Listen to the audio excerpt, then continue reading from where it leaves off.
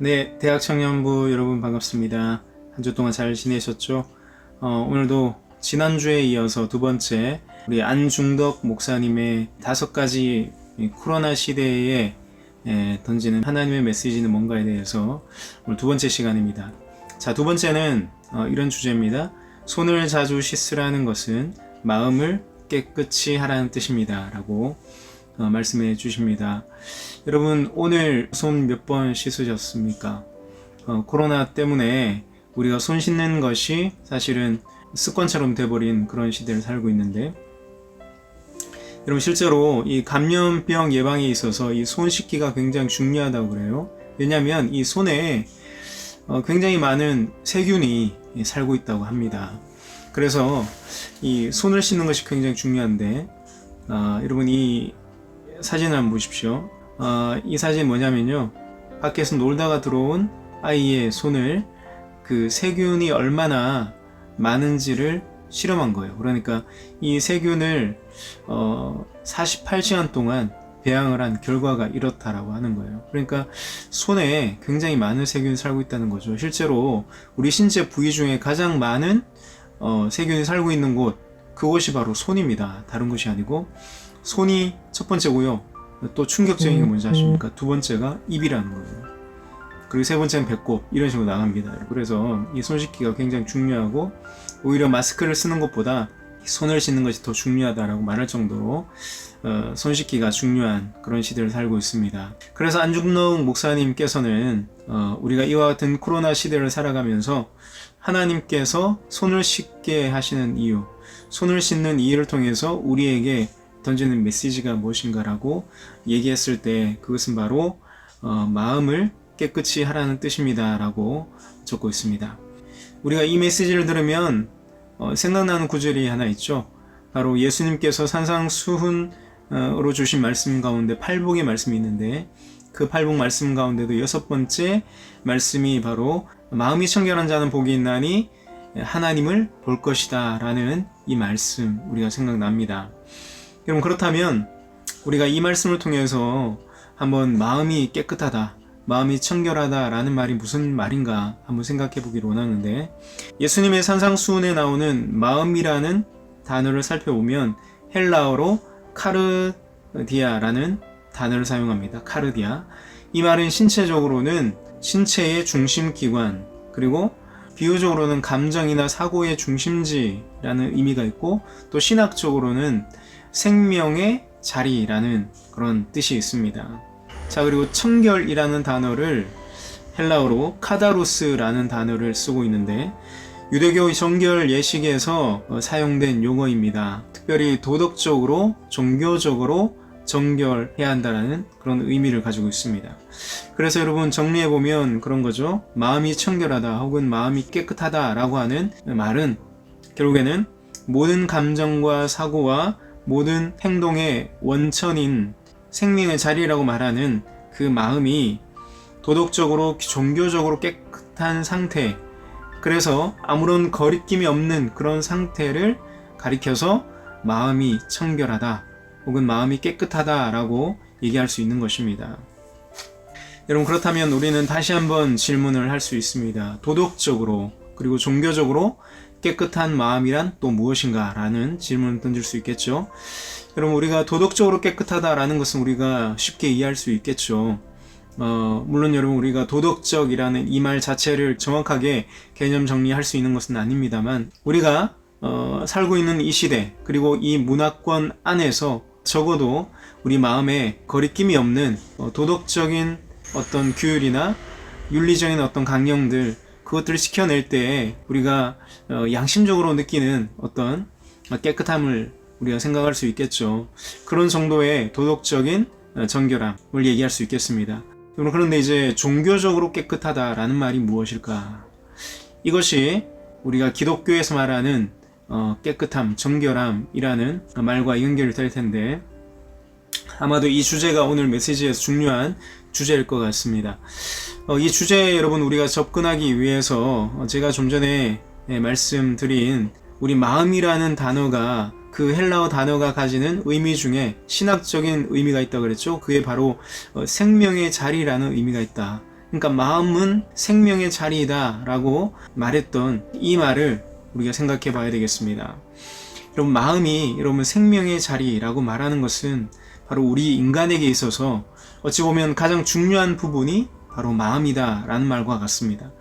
왜냐하면 마음이 없는 사람을 우리가 사람이라고 말하기 어렵거든요. 그래서 여러분, 우리는 흔히 마음을 이성, 그리고 생각, 그리고 의지, 감정, 이런 것들이 일어나는 장이다 라고 이해하고 있지 않습니까? 그래서 마음이라는 것이 작동되는 존재가 바로 사람이다 라고 정의할 수 있다는 거죠. 그래서 이 마음이라는 단어가 사람을 가장 잘 설명할 수 있는 단어가 되기도 할 것 같습니다. 여러분, 이처럼 하나님께서는 사람을 가장 고등한 동물로 창조하셨습니다. 즉, 사람이 다른 피조물과 구별되는 가장 독특하고 가장 고유한 어떤 것이 있다면 바로 마음이라고 말할 수 있는 것이죠. 그런데 여러분, 이 마음이 여러분 우리 신체 중에 어디에 있는 것입니까? 어디에 있습니까? 우리 보통 여기 있다고 말하죠. 그런데 여러분, 굳이 정확한 위치를 말해보라고 한다면 마음의 위치는 바로 여기 머리에 있습니다. 더 구체적으로 말하면 편도체와 전두엽에 있습니다. 저는 개인적으로 여기 있다라고 말하고 싶어요. 우리가 이제 어떤 마음의 어떤 동료나 마음의 느낌이라고 할 때 여기가 좀 쓰려오거나 뭐 그런 느낌들이 있지 않습니까? 그래서 저는 여기라고 말하고 싶어요. 그런데 실제로 생물학적으로 마음의 위치라고 한다면 바로 머리라는 거죠. 이 뇌 속의 편도체와 이 전두엽 사이에 일어나는 밀당에 의해서 주어지는 우리의 마음의 상태, 그 마음의 상태에 따라서 우리는 어떤 것을 선택하기도 하고 어떤 행동을 하기도 하고 어떤 말을 하기도 하는 그런 사람인 것입니다. 그래서인지 마음이 무너지면 사람이 사람 구실을 하지 못하는 걸 볼 수 있습니다. 마음이 무너지면 살아갈 의욕도 없고요. 마음이 무너지면 어떤 소망도 의지도 가지지 못하는 걸 볼 수 있습니다. 그래서 이 마음이 이 생명의 자리라고 말하는 것 같습니다. 이 생명의 자리인 이 마음을 우리가 잘 지켜내지 못하면 우리는 죽은 거나 마찬가지, 혹은 이 마음을 지켜내지 못하는 사람들이 극단적인 어떤 선택을 하는 경우도 많이 보지 않습니까? 잠언 4장 23절 말씀에 모든 지킬 만한 것 중에 더욱 내 마음을 지키라. 생명의 근원이 이에서 남이니라 말씀하고 있습니다. 여러분, 그래서 하나님은 사람의 마음에 엄청난 관심을 가지고 계십니다. 하나님은 지금도 우리의 마음이 회복되길 원하고 계십니다. 왜냐하면 인간의 범죄가 결국에는 이 마음으로부터 시작됐기 때문에 그렇습니다. 아담과 하와는요, 사단의 그 꾀임에 넘어가서 그 마음에 하나님과 같이 되려는 그런 탐욕이 일어났고, 그 탐욕을 따라서 하나님의 말씀을 거역하고 에덴 동산에서 쫓겨나는 그런 비극을 맞이하게 된 것이죠. 창세기 6장 5절 말씀에 말하기를 사람의 죄악이 세상에 가득함과 그의 마음으로 생각하는 모든 계획이 항상 악할 뿐임을 보셨다 말씀하고 있습니다. 그리고 창세기 8장 21절 말씀에도 사람의 마음이 계획하는 바가 어려서부터 악하다라고 말하고 있습니다. 태어날 때부터 그런 악한 마음을 가지고 살아간다는 거죠. 인간의 모든 죄가 이처럼 마음으로부터 시작됐다는 겁니다. 그래서 여러분, 하나님이 요구하십니다. 너는 마음을 다하고 뜻을 다하고 힘을 다하여서 내 하나님 여호와를 사랑하라, 그렇게 말씀하고 있습니다. 너는 오늘 내가 내게 명하는 이 말씀을 마음에 새기고 자녀들에게 가르치고 그 말씀을 지켜 행하게 하라고 또 말씀하십니다. 요엘서 2장 13절 말씀에는 너희는 옷을 찢지 말고 마음을 찢고 너희 하나님 여호와께로 돌아올지어다. 그는 은혜로우시며 자비로우시며 노하기를 더디하시며 인애가 크시사 뜻을 돌이켜 재앙을 내리지 아니하시나니 말씀했습니다. 하나님 앞에 범죄했을 때 우리 하나님께서 원하시는 회개라는 것은 어떤 형식적인 회개가 아니고 우리의 마음을 찢는 그런 진정한 회개가 있어야 된다라고 말씀하고 있는 것입니다. 하나님이 원하시는 회개는 우리의 옷을 찢는 것이 아니라 마음의 옷을 찢는 것을 원하신다라고 말씀하고 있는 것입니다. 그렇게 우리가 마음을 돌이켜서 하나님께로 돌아가는 것이 진정한 회개라고 하나님이 말씀하고 계시는 겁니다. 여러분, 이 마음의 회개와 이 마음의 회복, 그 마음을 돌이켜서 하나님께 나아가는 자, 그가 바로 하나님의 자비와 은혜를 입게 된다고 말씀하고 있는 것입니다.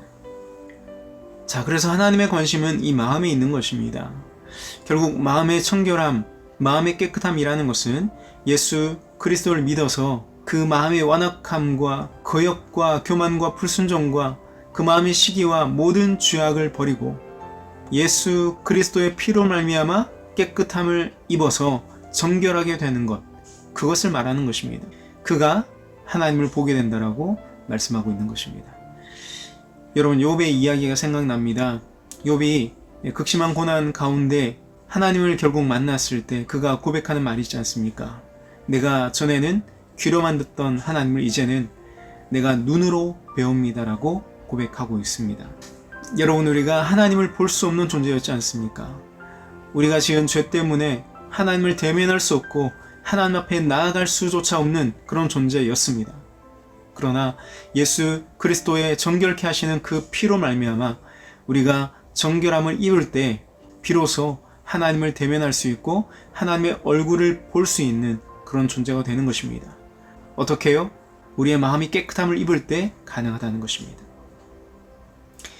이뿐 아니라 여러분, 오늘 안중덕 목사님의 이 글 가운데 손을 씻으라는 말은 우리의 마음을 깨끗하게 하라는 말인데, 그 말이 또 어떤 말인가? 그것은 바로 악한 행실과 죄에서 돌이켜 회개하고 성결하라는 말입니다.